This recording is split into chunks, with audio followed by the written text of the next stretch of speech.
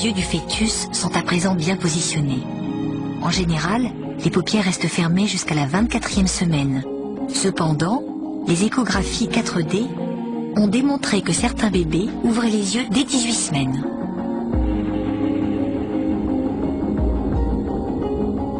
Mais l'obscurité est presque complète. Il n'y a donc rien à voir dans le ventre de maman. Et en tout état de cause, les yeux ne fonctionnent pas encore. Ces clignements indiquent toutefois la naissance d'un nouveau réflexe.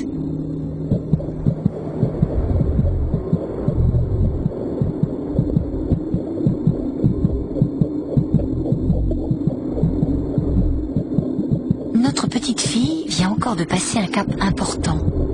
Elle est arrivée à mi-chemin de son voyage vers la naissance.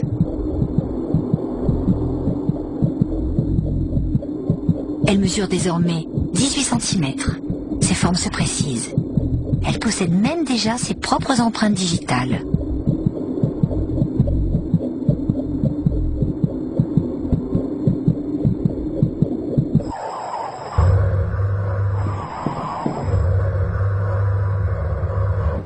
J'essaie de vous obtenir une image parfaite.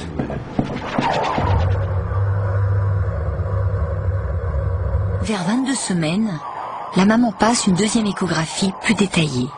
L'échographie morphologique. Elle permet d'examiner l'anatomie du fœtus et de mesurer sa croissance depuis le premier examen.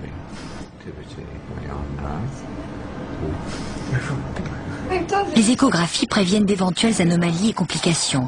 En 4D, elles permettent par exemple de diagnostiquer avec précision un bec de lièvre et de préparer une éventuelle prise en charge à la naissance. Ce sont ses bras sur le côté.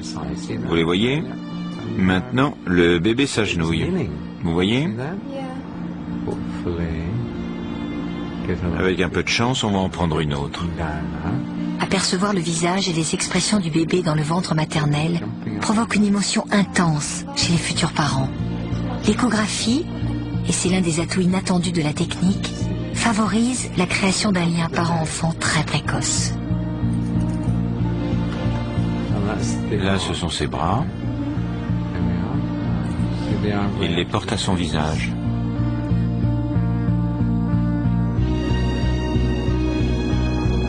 Au bout de 6 mois de grossesse, le corps s'est parfaitement formé et fonctionne.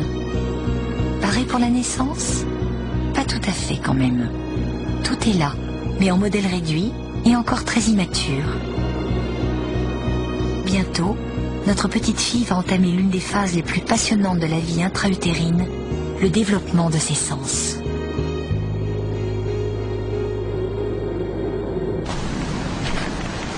La maman prend de plus en plus conscience des mouvements de son bébé.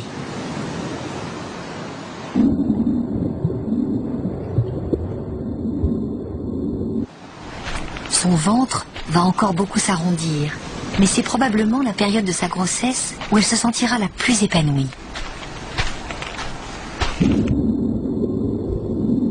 Ses nausées matinales ne sont plus qu'un mauvais souvenir, et le fœtus est encore trop petit pour lui occasionner la gêne qu'elle ressentira lors des dernières semaines.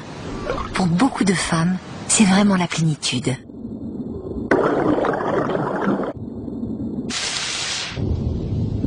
C'est à partir de 24 semaines, c'est-à-dire 6 mois, que l'essence du fœtus s'éveille. Notre petite fille va recevoir les premières stimulations extérieures.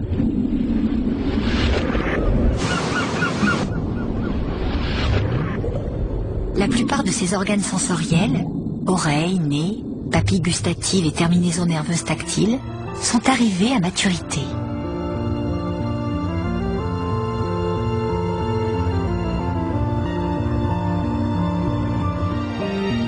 Sur cette image, on voit clairement un fœtus de 24 semaines qui nous tire la langue.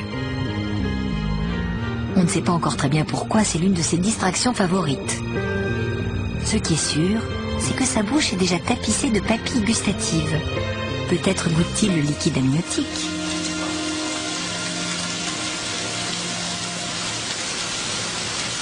La bouche et le nez du fœtus sont en permanence baignés de liquide amniotique, qui peut transporter le goût et l'odeur de ce que mange la maman. Ce sont surtout les saveurs les plus fortes qui parviennent au bébé. lui donnant ainsi un véritable avant-goût de la cuisine familiale.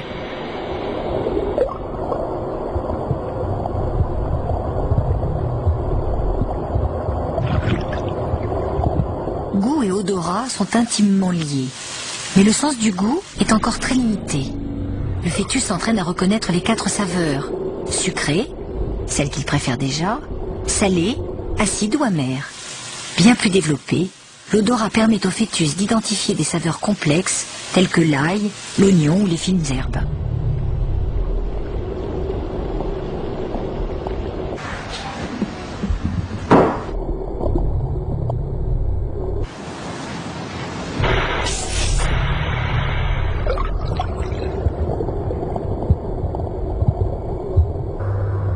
À quoi lui servent ces sens à ce stade de son développement?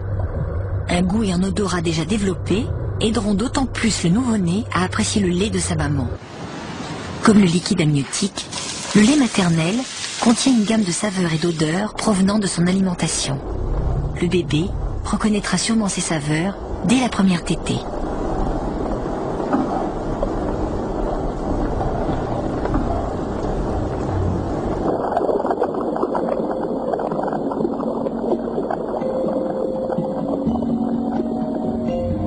Cette échographie montre un fœtus de 24 semaines qui ouvre et ferme les yeux. Depuis au moins 5 semaines, ses yeux sont complètement formés. Et pourtant, la vue est le seul sens dont le fœtus ne peut pas encore bien se servir avant la naissance. Il fait décidément trop sombre dans le ventre de maman.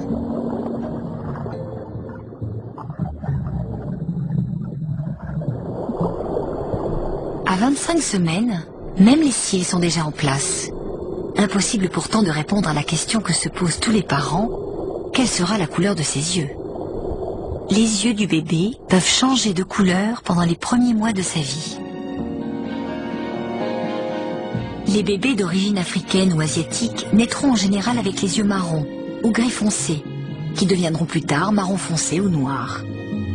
Un bébé de type européen aura presque toujours les yeux bleus dans le ventre de sa mère, même s'ils doivent plus tard virer au vert ou au marron.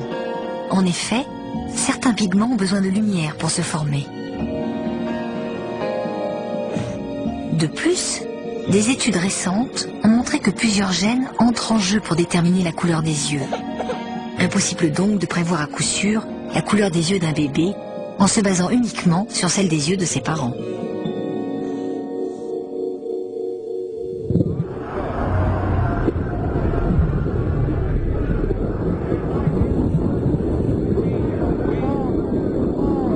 Le sens le plus développé chez le fœtus est sans doute l'ouïe. Mais qu'entend-il au juste?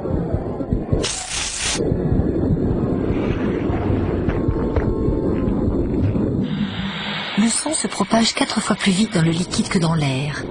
Il semble donc que notre petite fille assiste en ce moment à un vrai concert. Un peu cacophonique parfois.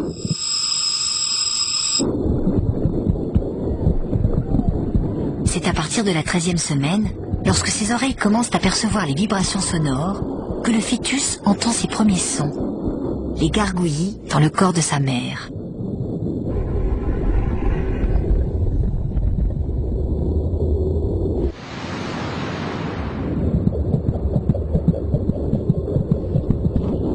En gigotant dans son liquide amniotique, notre bébé fait lui aussi du bruit. Il entend en permanence 2 bruits sourds, le cœur de sa maman et le sien qui palpite 2 fois plus vite. Il distingue aussi des bruits extérieurs, conversation, bruits violents, musique.